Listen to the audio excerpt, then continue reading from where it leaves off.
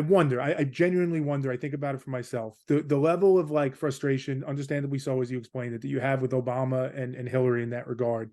If you're being totally honest, do you carry that same energy and consistency looking at people on the other side, people who are maybe even libertarian, who very much align with your views? Are you able to hold them to that same consistent scrutiny? 100%. Yeah, 100%. In truth, in a large context in the libertarian community, and I think this is not necessarily the best thing. There's always purity tests and people accusing other people of not being true libertarians, because as much as I think the libertarianism actually, as a philosophy, as a political philosophy, I think it has the least ambiguity when it does come to morality and moral justice, because as I mentioned, the non-aggressive principle is, or the non-aggression principle, excuse me, really is fairly cut and dry. Now there's some wiggle room in there, but you always have to come back to the fact that who am I hurting? And the only way you're really allowed to violate this is if you are protecting your own, your life as from direct threat, or those of your loved ones from direct threat, right? So that would extend to, for example, government policy. I will 100% hold any libertarian, whoever, should we actually get into office, we go through, I'll look at people's votes for war movements, whether or not we are voting to give permission to send troops somewhere. And if we actually have a vote on it, which, by the way, we rarely ever do anymore because the president has authority to send troops all over the place without congressional approval. But if somebody like a Thomas Massey, who I think is a absolutely morally principled person, he's a hardcore libertarian. He's a good example of a principled person, because he will often vote against his interests because of the benefit of it. Like, for example, very recently, he had voted to move forward on some measure or other, which violated his personal principles. But he said, it's not my role, because he was on a committee that decided whether or not this would go through to the Senate. And he said, it's not my role to deny the elected people their vote on this, because I'm denying the population as a whole then a vote on this. So by me voting against it, I'm killing it off here. It's not my role. It's not right. So I applaud that. And as something that whatever was moved forward, I didn't agree with either. But of course, I'm going to hold these people accountable to that personal viewpoint and the moralistic viewpoint of, are they hurting people? Are they giving people their best vote, their best chance to live a freer life? And by that definition, across the spectrum, it actually makes life a lot easier from a moral perspective, because I'm not forced to jive whatever actions these people take with the dogma of a party. For example, the Republican Party or the Democrat Party, they have very long-standing dogmatic views. And if you violate those views, you have to go and do all these mental gymnastics to make them okay, to make these people okay. As I said, Obama, Clinton, Obama, they say he's scandal-free. He has more scandals than anybody. And on the GOP side, these people looked at, they say, well, I wish we could go back to Reagan. Reagan put crack in the ghettos. Like, what are you talking about, you psychopaths? So, of course, it makes it easy on me, because I'm not tied to trying to do the mental gymnastics to make my support of a party correct. Yeah. So for me, it's much easier to be a libertarian, because it's more of a straightforward path. Yeah, it's almost in some ways like when you're a Democrat or a Republican, I'm generalizing, but the default, the easy thing to rely on is the party, right? Whatever the party believes, whatever those viewpoints are, that's what you're beholden to use that phrase before. So in some ways, you don't have to worry about it yourself, because as long as you're aligned to the party, you're good. The approach you're taking, it's kind of like the onus shifts off of putting trust into the party. And now the trust is yourself. It's got to be that your assessment, your read of it is accurate, right? And this ties back to what we were saying before about when emotions get involved, because all those things can now cloud your judgment. And I think maybe I'll ask this as the last question, or at least the last thread, Brian. Like, for someone like you, who, again, has strong views, but thoughtful, obviously, has been through it, have a podcast, has a voice on this.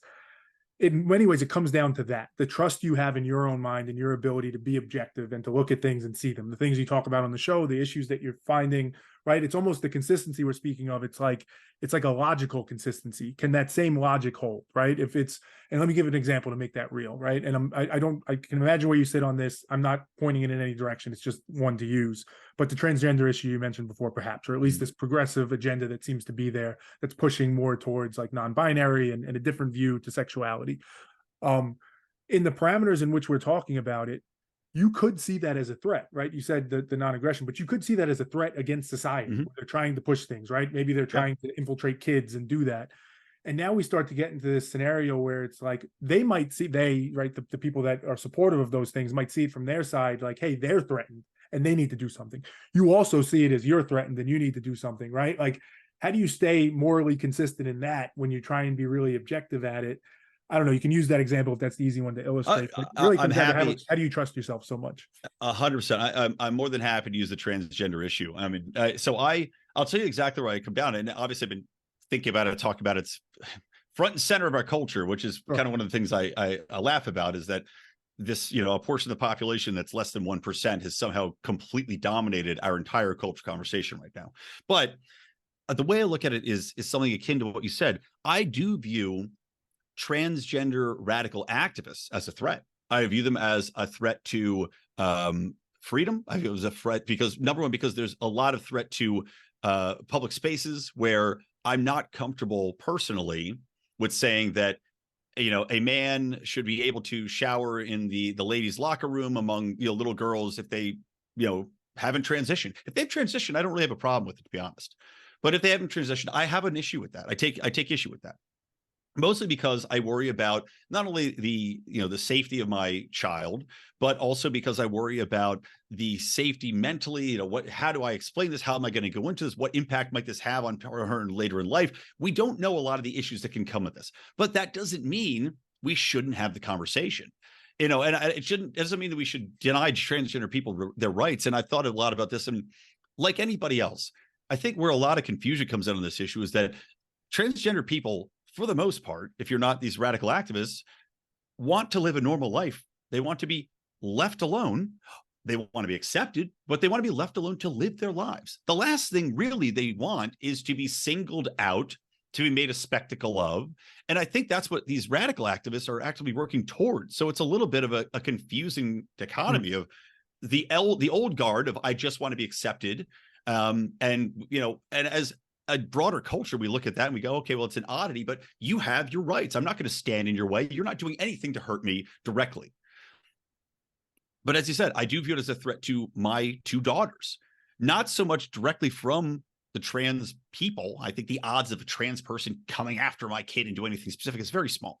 But I look at the results of some of these studies that are coming out now of these young girls with this social contagion where, you had the trans population was dominantly 7-1 males transitioning to females.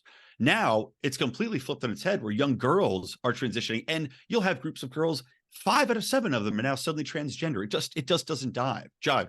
And now you look at the outcomes to this, which for these girls, it's depression, it's suicide, it's detransitioning, regretting mutilating their bodies, and the way in which they are censoring the conversation around this sickens me. And that's the kind of control where you say, okay, I can't say, and I won't say transgenderism is wrong or this movement is wrong, because that would be idiotic of me. The way, to answer your question, this is a rambling way to answer it, but to answer your question, no, there's virtually no issue that should ever be viewed as black and white. Every issue has nuance. Every issue, you should take the time and say, what are these people coming from? What do they want? Why do they want it? But at the same time, you have to say, okay, how will it impact me? How will it impact society? And also, who benefits from, every iteration of this? And it's not just who benefits on the transgender side, who benefits from a corporate side, who benefits from a government side, who benefits from, there's so many different ways to look at it. And most people are too lazy to think that deeply on these topics beyond the gut reaction.